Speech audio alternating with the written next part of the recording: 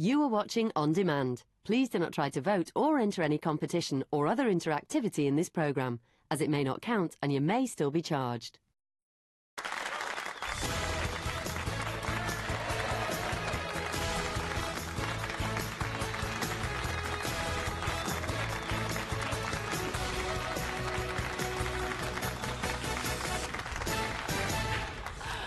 Hello and welcome to your Tuesday Loose Women. It is good to be back. I've missed the walk, missed the little wander. Joining me today, it's Colleen Nolan, Janet Street Porter and Sinetra Sarkar. Coming up, would you buy a social media influencing kit for your 3-year-old? Is it harmful or just a bit of fun? Should all couples have finance counselling before saying I do to check whether they are on the same money page?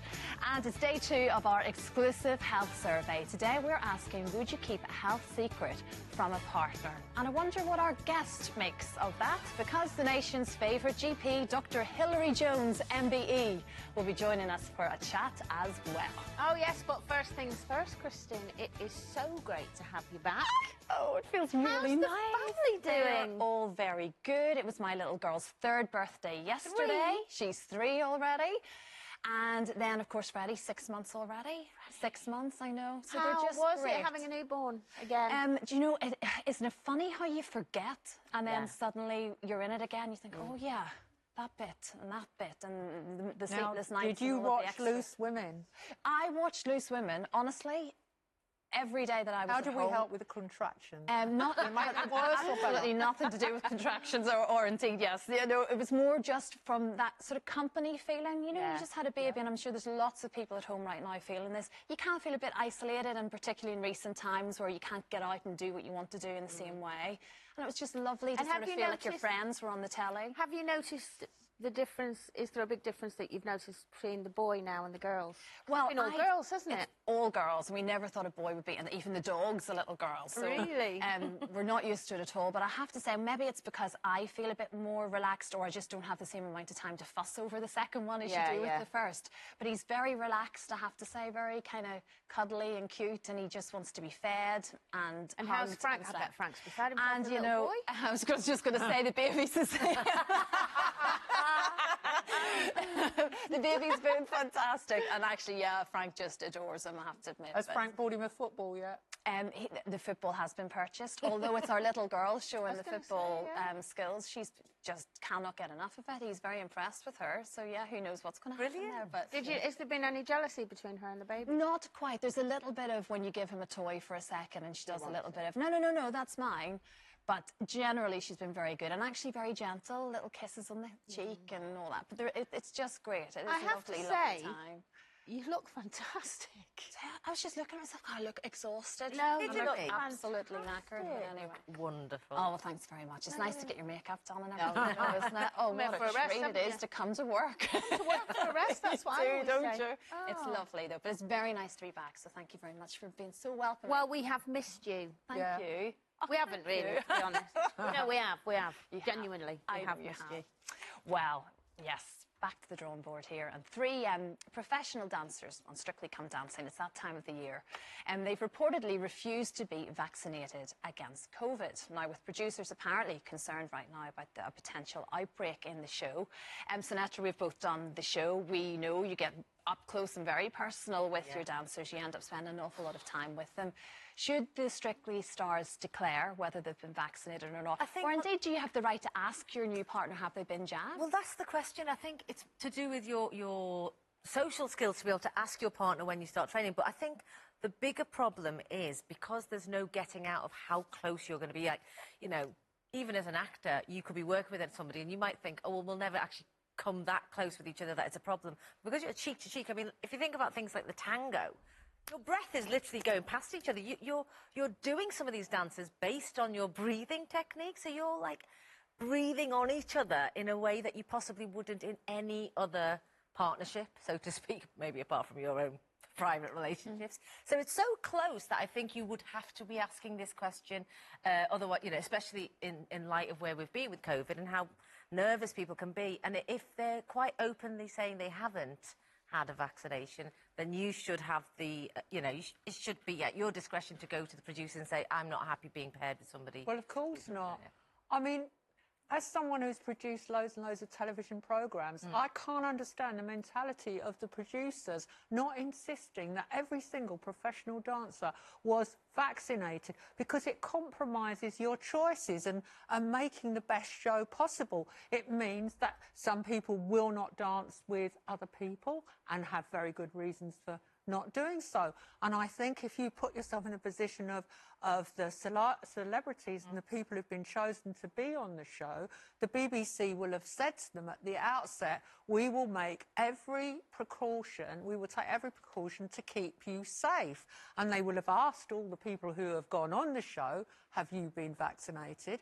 And if I was asked to go on the show, I'd expect all the people that I'm working with in that environment to be vaccinated. I don't agree. I don't think you have a right to insist somebody has a vaccination that they don't want. And also, remember that last year, a lot of them we weren't even at an age, you know, we weren't in that group where you could be vaccinated, and they still did the show and protected everyone, because they literally get tested almost every day.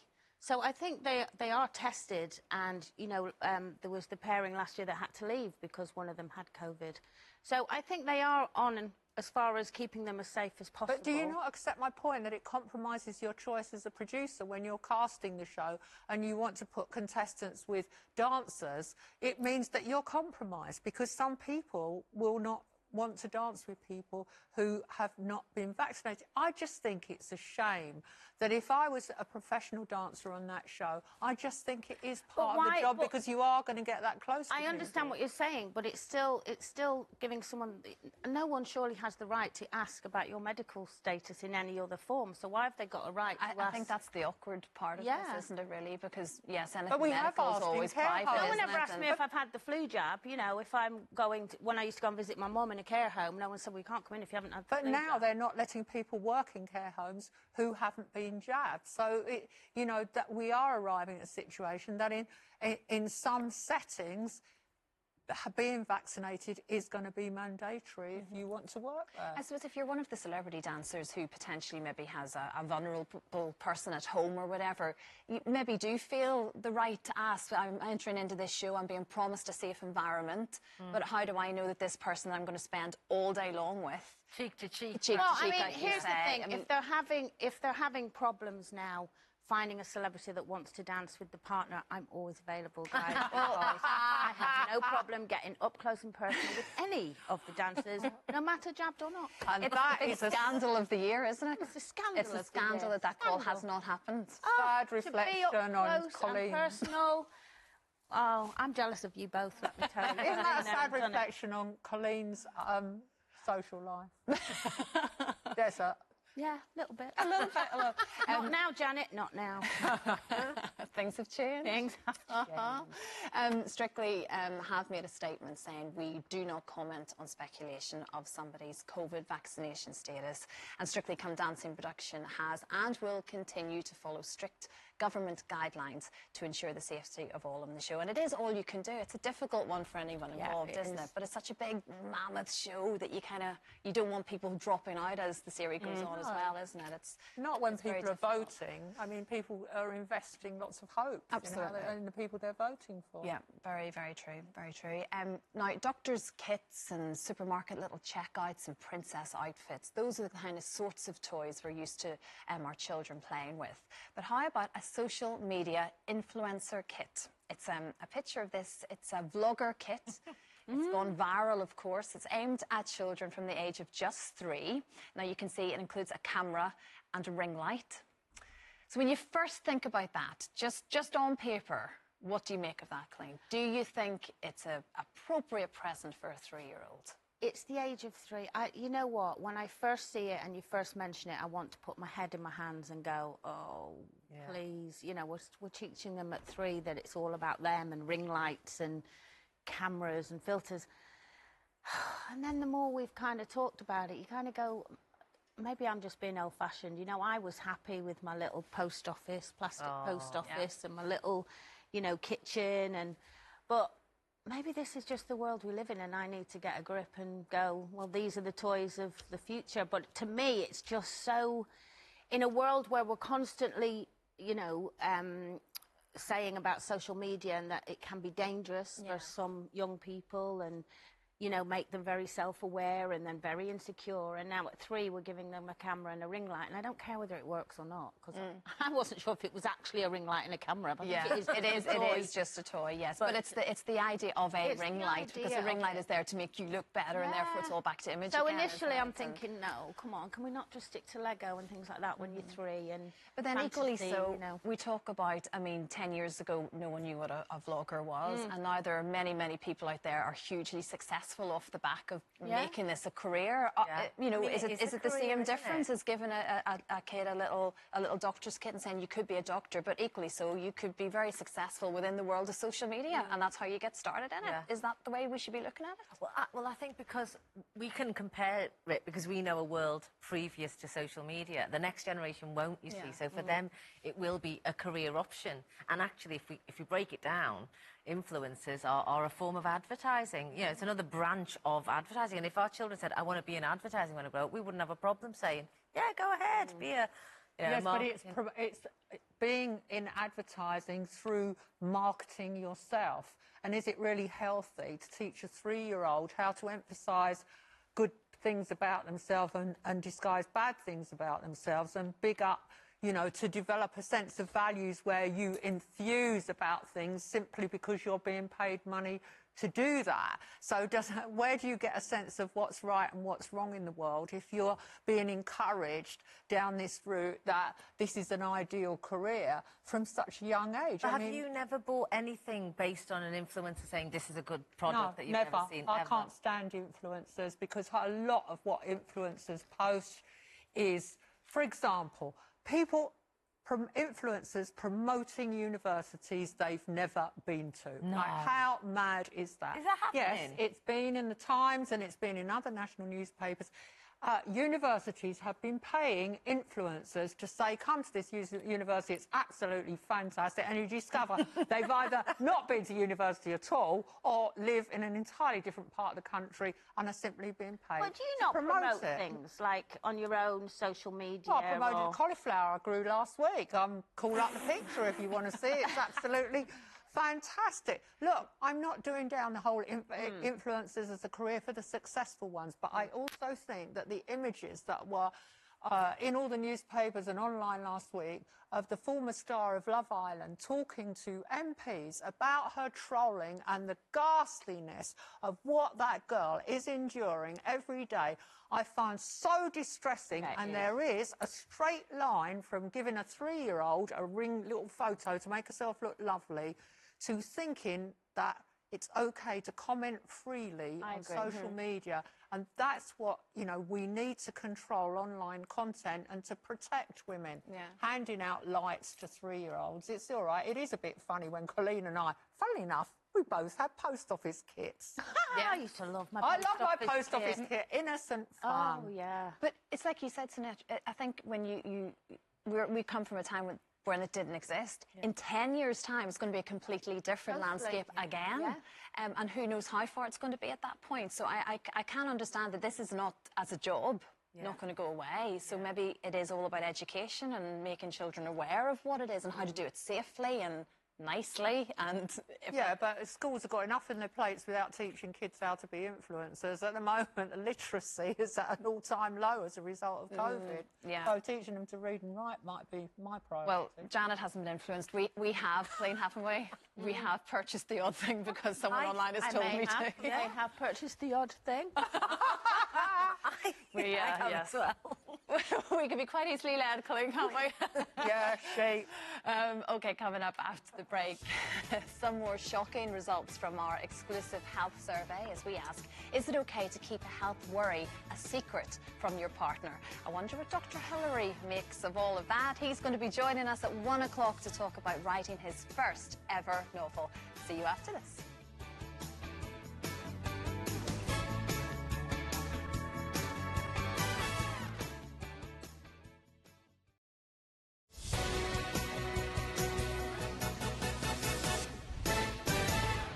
Welcome back. Still to come today. Would you be offended if you found out your partner had a get-out fund, some money squirreled away just in case your relationship didn't work out?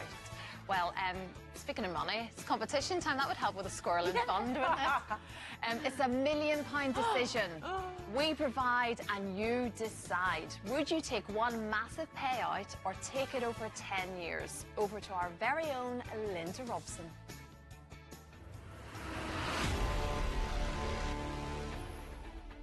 It's the biggest competition on ITV daytime. But if you win, would you take it now or £10,000 a month for 10 years? We've been from Bournemouth to Glasgow, finding out what you would do. I'd take the 1 million in one go, and I would take my whole family who haven't had a family holiday in 21 years skiing in Alaska. And a year's supply of gravy bones. I'd have to take the 10 grand a month, because if I got the million at once, I'd just absolutely blow it. I'd probably try and get a house, maybe buy a speedboat and a car. So it's probably best that I just get it every month. That would be great. Remember, it's all tax-free and it could be yours. For another chance to make that £1 million decision, text cash to 82248. Text costs £2 plus one standard network rate message. Go to the website. Entries cost £2. Call 09068 782248. Calls cost £2 plus your network access charge. Or post your name and phone number to CD 37 PO Box 7558 Derby DE 10NQ. Entrance must be 18 or over. Lines close on Friday the 22nd of October at 4 p.m. Good luck. Thank you, Linda. Now, yesterday we launched our big health survey, an in-depth look at the health issues that really matter to you. And today we're looking at the relationship between your health and your partner, with nearly a quarter of you saying you feel embarrassed to tell your partner about your health concerns. Of those, 45% say it's because they don't want to be a burden to their partner. 38% say they don't know how to explain their health concerns. And 23% are actually worried they won't even be believed. So, Colleen, do you think you should always share with your partner? Do you feel comfortable to be able to talk about your health concerns? I'm trying to work out what percentage I would be in this. I know. You seem to have taken all the percentages up there, and my maths is terrible. But can I just say that I will tell them everything? Like, if I've got to worry about something, I'll go, oh, look at this, or feel this, or... if you know what I mean. But no, I mean, I tell people on here, don't I? So there is nothing out of bounds for me. But no, dish out advice. I do dish out advice, because I think it's really, really, really important. I think communication on every level is very, very important. And I think a lot of people don't communicate that they've got a health worry, which leads to, you know, depression and anxiety and stress. And 9 times out of 10, you'll go to your doctor and you'll go, it's fine, it's this, that and the other, and you need an antibiotic. And they've worried for weeks. And I think it's really important to be able to tell, especially your partner, anything. And where I fall down on that is that when I tell them something and they go, yeah, you should see it. I'm not talking about lumps or anything like that. If I find a lump, I'm at the doctor straight away. But anything else, like if you've got a little rash or whatever, and they go, yeah, why don't you go to the doctors? I'm terrible then at going to the doctors. I spend my life going, I ain't got time. Well, good luck. Yeah, and I can't get in to see a doctor. I tried last week. Nightmare. But so I'm bad on that front, but I'm good at telling people. Yeah, the initial sharing. I think it's quite worrying to think that 23% are actually worried they won't even be believed.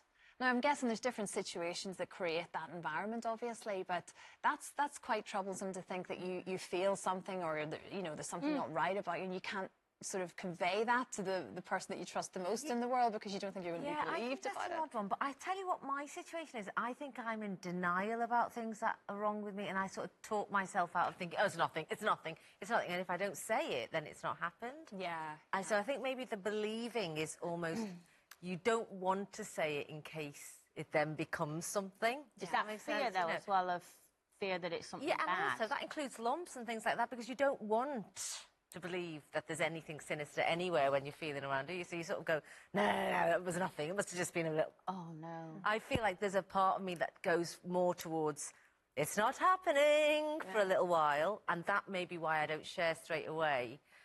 So I don't know about this believing business. I think it's more you don't want to... You don't want to believe. I don't want to believe it. True.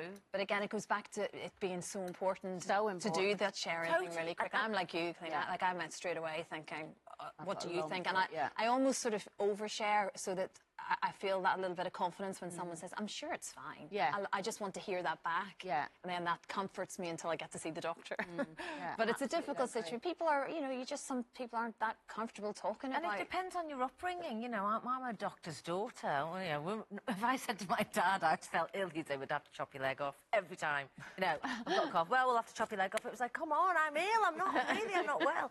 But funnily enough, as I've grown up, I now find out off my mum and dad that they're ill after the event. So, you know, a week That's that generation, though. Is that a isn't it? generational I think thing? so, because I don't remember my mum or dad ever going to a doctor until later on in life when they had to.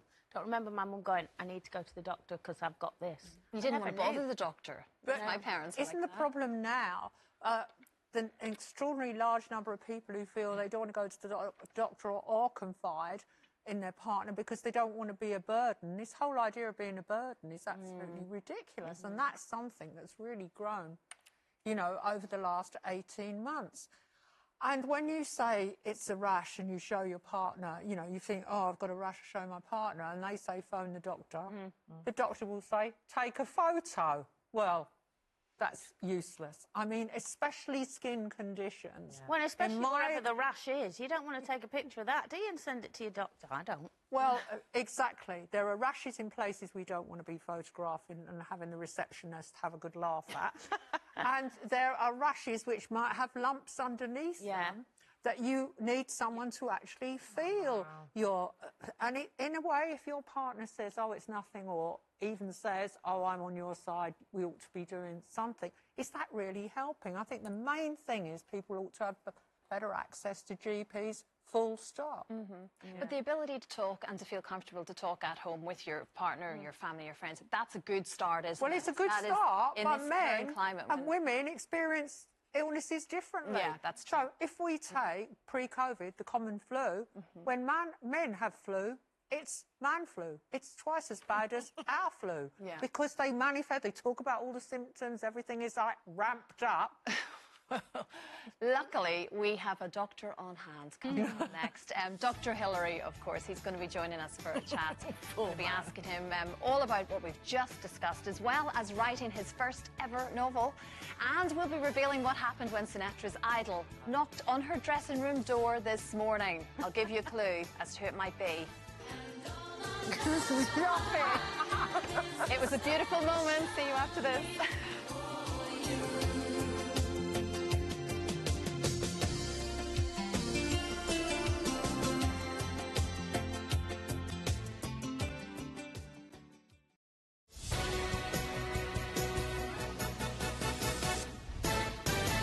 Hello again, welcome back to your Tuesday Loose Women alongside me, Christine Lampard. It's Colleen Nolan, Sinetra Sarkar and Janet Street Porter. Coming up later in the show, would you be offended if your partner had a secret bank account as a safety net in case the relationship goes wrong? First, though, Janet has been in a little bit of a fluster today. You can't find your passport after all these months of wanting to get away, Janet. Never mind Crime Watch, this is an appeal to the nation. Please, please help me. I need to find my passport. I haven't used it since I came back from Australia in January 2020. OK, I arrived back at 6 o'clock in the morning. I found the money that was alongside it.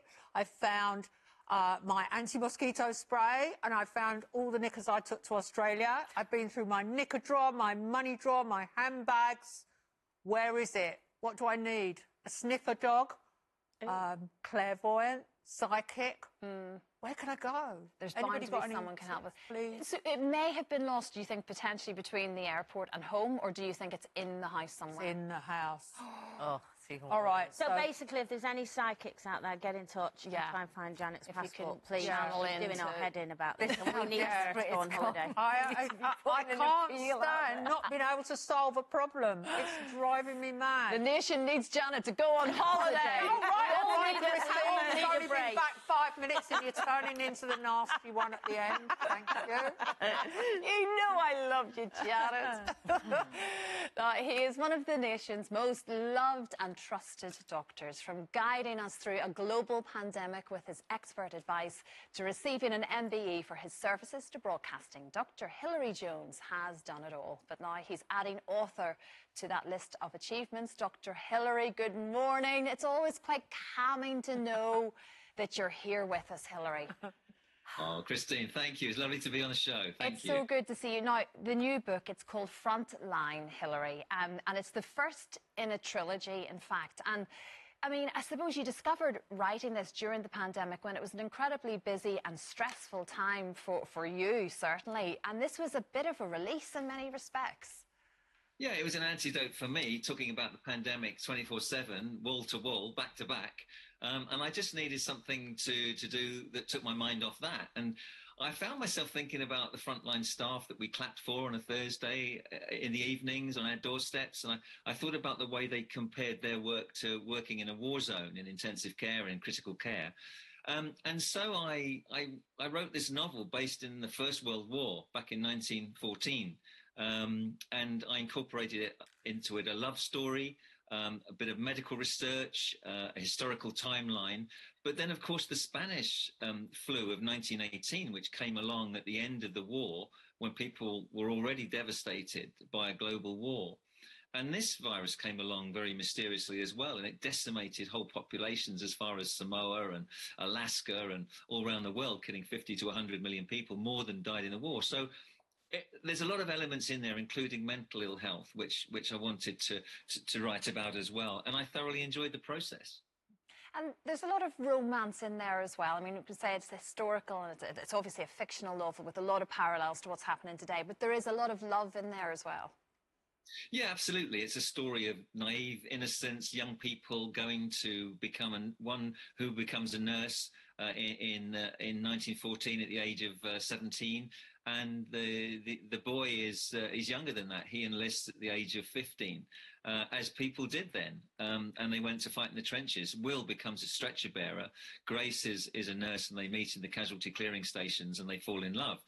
And one of the nice things about the book was my 95-year-old mother read it, and when she read the chapter where the love is consummated away from the battlefields in France in a nice quiet place by a riverside, she said it was a beautifully written chapter, and every teenager should read it. And that was a relief for me. And has it actually made you more romantic now? Oh, I can't get any more romantic, Colin. You know that. He's just perfect. He is just perfect. And he's a doctor. I mean, come on, Lord. I think Colleen's sounding a little bit desperate today. She's right. Hilary, can I ask you something on a slightly different subject? Earlier in the show, we were talking about how difficult it is to talk about any health issues you have with your partner. And during that conversation, we said, well, of course, we should really go to the doctor. But obviously, at the moment, there's a massive amount of debate across all the media about the fact that people are finding it so hard to see their GPs. I mean, I've written columns about it. We've discussed it on this show. And today, the Daily Mail's done a massive campaign about it. What do you feel? I mean, when are our GPs going to be more available? Well, I'll tell you something, Jenna, I never thought I'd say this, but I have agreed with everything that's come out of your mouth today about every subject that you've covered. No, this is a real problem. I mean, I think that people find it difficult to understand how GPs work, but they have a huge amount of responsibility. They have to work in a safe COVID environment because you've got vulnerable people. So they try and triage patients as best they can. They've been involved in the vaccine rollout. They've been helping hospitals who can't see as many patients as normal in outpatients. They've been working really hard, and they're getting a lot of flack from the media. They're getting a lot of flack from patients. And there was an attack on a GP practice recently in Manchester, which was a very nasty one. But yes, patients do need to be seen. We've got this backlog of cancer care, of people with heart disease. It's a desperate situation. We have far fewer GPs per head of population in the UK than any other European country. We have to create more GPs. We have to get them more help. We have to see more patients. On the subject of COVID, Hilary, what did you think about the article about that Strictly have announced that a couple of their professional dancers haven't disclosed or haven't had the jab, so to speak? What are your thoughts on where we should stand on shows like that, which are so in close contact? I agree with you totally, Sinatra, what you said earlier, that, you know, we have a duty of care to other people as individuals and as employers. If you are going to be that close to somebody, right there in their face, breathing their breath, you're going to be sweating, you're going to be touching for hours at a time, the risk is much higher. If you're doing that with an unvaccinated person, they're more likely to have COVID, they're more likely to transmit it. There's a duty of care. It's common courtesy to say to somebody, are you cool with that? Are you okay with that? I mean, would you want your partner in any other situation to say, I know that I'm at risk of giving you an infectious disease, but I'm not going to tell you? Yeah. I think it's courtesy, and people should inform people if they're that close that they haven't been vaccinated. Yeah. I mean, there is an element of speculation, obviously, because it hasn't officially been announced from the BBC if this is the case, but certainly there's clearly a discussion happening somewhere about all of this, isn't there? Heather, I have to say to you as well, it's been an extraordinary time the past kind of 18 months, 2 years, really. How have you dealt with it? You've been on RTV every single day, having to deliver really quite sort of gruesome facts and figures to all of us. We're kind of looking to you for information. You must be getting asked constantly on the street questions about COVID. How do you manage to cope with it and almost switch off? I know writing the book clearly has been part of that. But just in your own personal life, because you take on an awful lot of our stresses. Well, of course, it's been, professionally speaking, a hugely challenging, exciting and stimulating time. I mean, this is the biggest public health story for 100 years. So it's been exciting from a doctor's point of view to be able to report and try and report responsibly, keeping things in perspective, giving people the right information based on science and data in a non-judgmental way, not getting angry with the people who are COVID deniers or vaccine hesitant people, you know, trying to put the information across in a usable, trustworthy way. It's been an enormous challenge. And, you know, I've been doing that sort of wall-to-wall 24/7 for the last 21 months. But then, you know, I still find time to, you know, have a bit of exercise, go for a run, you know, see friends. You have to live as normally as you can within reason and be grateful for what you have. Of course. Well, Hilary, thank you so much for everything, as always. And Frontline is out now, of course. And thank you. Continue doing what you do best, Hilary. We'll see you probably tomorrow morning again. Yeah, okay. Thanks so much, Dr. Hilary. Bye. Isn't he just great? He's lovely. He's lovely. After the break, should all couples have finance counselling before getting married? And would you be offended if you found out your partner had secretly stashed away a get-out fund? And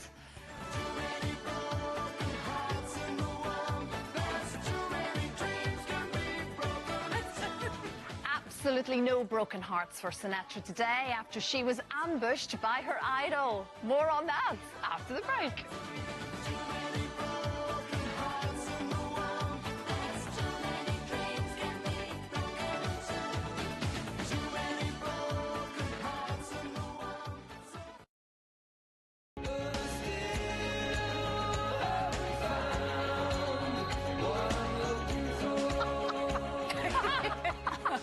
Welcome back.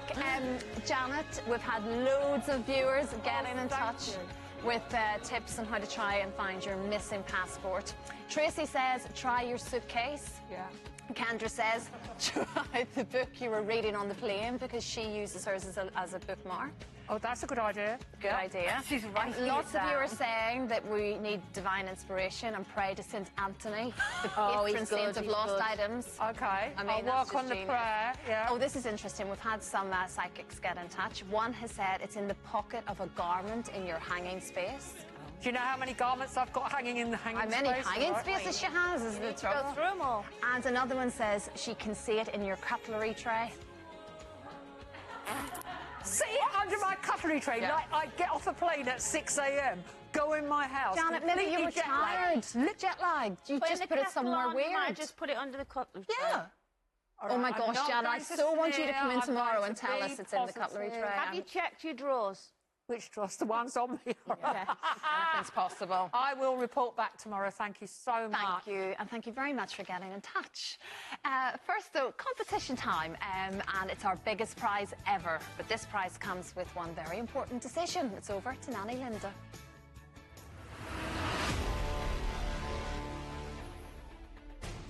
It's the £1 million decision. and it could be coming your way. But if you win, would you take it now or £10,000 a month for 10 years? I think I would take over 10 years, 10,000 every month. I would buy a nice house in the countryside, would open up a wildlife rescue center. I would help my family in Germany, my kids, and the rest, just have a nice life.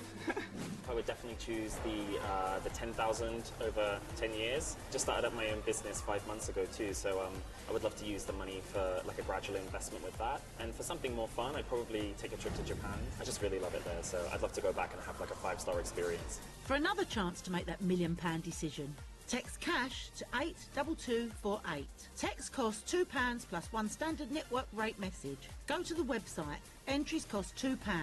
Call 09068 782248. Calls cost £2 plus your network access charge. Or post your name and phone number to CD 37 PO Box 7558 Derby DE 10NQ. Entrance must be 18 or over. Lines close on Friday the 22nd of October at 4 p.m. Good luck. Thank you very much, Linda. Now, earlier today, Sinatra was left shaking with joy, thankfully, after her idol knocked on her dressing room door. Especially for you, I want to tell you I was feeling that way too. Shut up! Stop it! Hello! You're literally texting my husband Donovan is in the building. Yeah, we should probably do that. We should probably do that. Can I have this moment on camera? Oh my goodness. Oh, what a beautiful morning it was, eh? Oh, how embarrassing was that? I mean, no, okay. You were just jelly. I owe it to the 16-year-old Sinatra to have that moment, because what happened is, this morning I heard that Jason was on Lorraine, and I got a little bit... Is Jason Donovan in the building? Is Jason Donovan in the building? And so I thought, I might just walk down the corridor and see if I can find him. And then I thought, no, stop it. So I am texting my husband, Jason Donovan is in the building, as that happens, and Jason Donovan knocks on my door. And isn't he the loveliest guy? I mean, he's to die for, because I grew up loving Scott and Charlene so much on Neighbours, and then, of course, he became a pop star. And when I was on Brookside, they wanted someone from Brookside, someone from Coronation Street, someone from Emmerdale to interview Big Fun, Sonia and Jason Donovan, and I backseat Jason, and then I got in the lift and I was shaking so much I swapped, and I said, I can't do it, and I chickened out and I kicked myself forever for that, and I told him that story. I've danced with him, he's really nice. You danced with him? Sorry, in a club, in I his did clubbing some adverts days. with him. He's the nicest guy. I told him that I married a Scot, right? And he said, I'm not Scottish, and I said, no. Your character in Neighbours, Scott. And he went, oh! And I was like, can I arrange to meet my hero this week? Go on. Who is it? That bloke in Endeavour. Young Endeavour. And he was on telly twice in one night the other night, because he was in Vigil, where he's trapped in a submarine. Why couldn't I be the woman? Oh, there he is. Yes, Sean Evans. Sean Evans Any is chance the of him man. appearing on He'd find your passport for you, Janet. Who's yours? Do you know, back in the day, as in back to my chat, I'm sort of with you on the Scott thing, actually. That was my era as well, Sinatra. And then I used to love Knight Rider. And a bit of David Hasselhoff. Oh, come on. I mean, that doesn't get any better than that. Kit the Car and David Hasselhoff. Yeah, come on, cool. Michael. Come on, it was fabulous. Yes, Michael. Oh, I loved it. What about you? Very brave. We haven't got time for mine. No, you do. Takes 4 minutes to get all mine up. Give me one name. Frank Lampard. I know. He's a lovely guy. He is lovely, yeah. Right, now, actually, funny enough, talking about relationships, they, of course, can be tricky. And what do you do if that relationship breaks down and you share your finances together? Well, one man has asked for help as his other half confessed to having a get-out fund. He said, I found out my partner has a secret bank account with a nice cushion of money. It was a last resort get-out fund, something she only uses if a relationship becomes toxic and she needs an escape hatch. Should we all have this? Is it a grown-up conversation to have before you even get into a relationship? What do we think? I think the woman in question sounds incredibly sensible. I mean, if it's her money, she's earned it, why should she have to share all of it? And I think she's within her rights to have a secret get-out fund. I think there's such a thing as being too honest about money, because money is the source of so many arguments in a relationship. And you know, if you're going to have a joint account, the best way to do it is paying equal amounts of money into it, and then what you do with the rest of your money should be up to you. I mean, I've only ever had a joint account once, and I'd never do it again. It was a disaster. I just didn't trust my partner enough But to do I think it's okay potentially having your own account. It's the secrecy of That's it, the isn't bit it? I It's don't like like. financial But why infidelity, isn't it? Why do we really? think secrets are necessarily bad? I mean, why should you have to Because share because everything? it's almost like you really, really don't trust the person you're with to even. It's not having a secret, as in. I'd like to know why she kept it a secret. That's what I mean. Why are you keeping it a Well, that was secret? her- that I've was got a her special thing. fund that's for me if this goes wrong or whatever. Why should can't you both be honest allowed about? He should be allowed to should have his that own as secret well. fund. Well, when we say secret, like separate is the word I like. But there's something I heard friends of mine who got married in a Catholic church. They were told if they wanted to get married in this church, they had to attend 4 counselling sessions, and they were thinking it was going to be about religion and the sort of values of marriage, and it was actually all about money. And they had to sit together and be asked questions like, if you had a windfall, if you won the lottery, what would you spend it on? What would you spend it on? And hearing each other speaking about money yet to come or how they would spend it really helped them. And hearing what they were telling me, I was like, I think that would be a really good thing for every married couple to go through before they got married, just to find out. Well, marriage is going out of fashion anyway, and if that was mandatory, it'd go out of fashion even quicker. I mean, I can't imagine anything worse than having to go and attend lessons and discuss.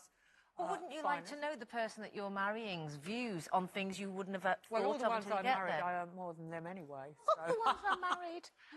I think a lot of it as well, though, if you've had your fingers burnt in any shape Yes. or Oh, form, yes. you know, in a relationship, certainly second or third time around, I think then you're much more capable of standing up and saying, no, this is what works for me, and it's nothing to do with you at all, but it's the honesty. It is. Yeah, just being, and I think you're more upfront. I think the more you've been, the more you've been burnt, especially over money, is the stronger you become, and the more confident you go. Look, this is mine, and you know, I mean, in a relationship, a long-standing relationship, you'll always help each other out. I would hope, anyway. If one's struggling more than the other, of course, you'll help them out. But when it comes to it, like you, I don't want any more actual joint accounts or. You know, it's mine. It's yours. I may spend it on you a bit, and I might not. Yeah, exactly. But I think it's a sensible approach, isn't it? And maybe having those discussions and someone asking you difficult questions that you wouldn't ask each other beforehand. Before you find out the get in. hard way. Yeah. It's probably a good thing. A psychic has been in touch to say it's in your photocopier, just so you know. Oh. There you go. Thank you very much for all of that. Thanks for your company today as well. Abby Clancy joins us tomorrow. Have a great afternoon. See you tomorrow. Bye-bye. Bye-bye.